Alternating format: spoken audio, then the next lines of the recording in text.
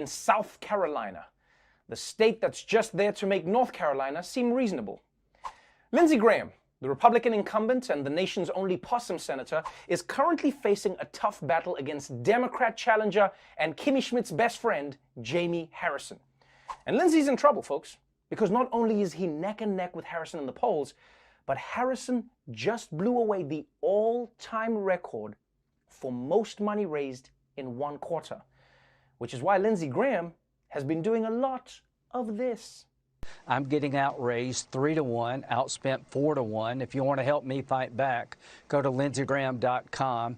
$5 or $10 from half your audience would fill in the gap that I'm facing. Get on our websites, lindseygraham.com. $5 or $10 goes a long way. lindseygraham.com. Help me. If you want to help me, lindseygraham.com. lindseygraham.com. lindseygraham.com. Help me, help me, help me, help me, help me. You need to have my back, please. lindseygraham.com.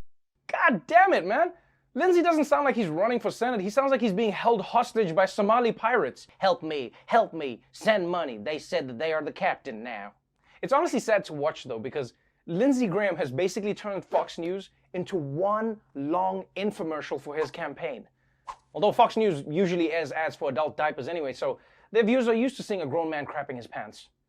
I also love how when you cut his desperation together, it sounds like a brand new country hit. LindseyGraham.com, LindseyGraham.com, help me, LindseyGraham.com. But at least Lindsey and the Republicans are still ahead in South Carolina. Because in Iowa, Republican Senator Joni Ernst is trailing a couple points behind her Democratic challenger, Theresa Greenfield.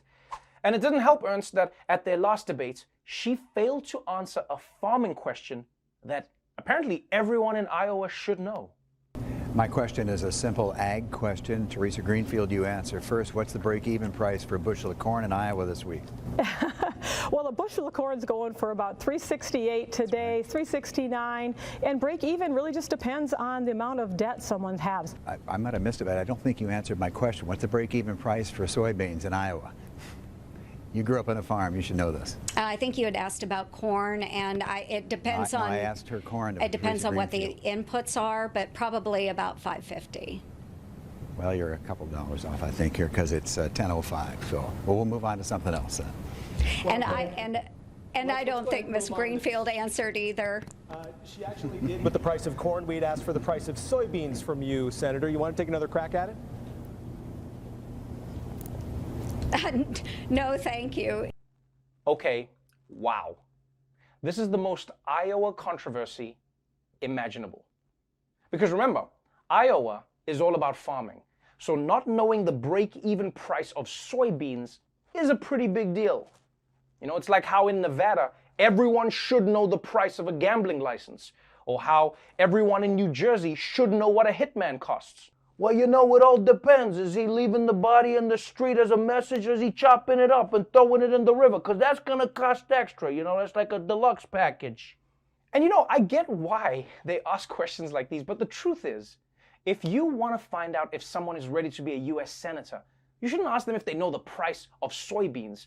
You should ask them how to get Mitch McConnell to get their bill up for a vote. And the answer is to gently stroke his neck waddle. Oh yeah, that's the stuff. Oh, get deep in the fold. That's it. Let's vote.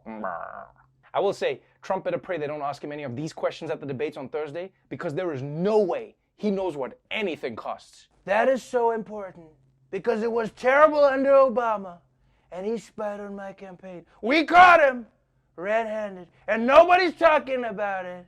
And that's why Burisma's stealing the ballots, but we're going to stop them. And in fact, we've already stopped them. I'm sorry, Mr. President. The question was, how much is a gallon of milk? Burisma. And finally, let's take a look at Georgia, the world's top producer of mumble rappers. Georgia is usually a safe Republican state. But right now, Republican Senator David Perdue is struggling to keep a razor-thin lead against Democratic challenger Jon Ossoff. And Senator Perdue had a couple of options to increase his lead. Either reach out to the state's growing minority population, or whip up the Trump base. And this week, he seems to have made his choice. Republican Senator David Perdue of Georgia is facing backlash after appearing to purposefully mispronounce the name of Democratic vice presidential candidate Kamala Harris during a Trump campaign rally in Georgia on Friday. Here's what he said. But the most insidious thing that Chuck Schumer and Joe Biden are trying to perpetrate, and Bernie and Elizabeth and Kamala, I don't know. Whatever. Perdue has served in the Senate alongside Harris for nearly 4 years. Come on, man, really? How are you going to pretend that you don't know how to say her name when you've been co-workers who see each other all the time for years? You know, if anything, Perdue is just showing off that he doesn't pay attention at work. It's like hearing someone on the Lakers say that they're teammates with LeBron James. Like, dude, you've been checked out for a while, haven't you? The question is, why would Senator Perdue act like Kamala Harris's name is that hard to say? Kamala, Malama. What is he doing? Is he making a racist joke? Was he doing racism? Well, that sounds like a case for Trevor Noah, racism detective.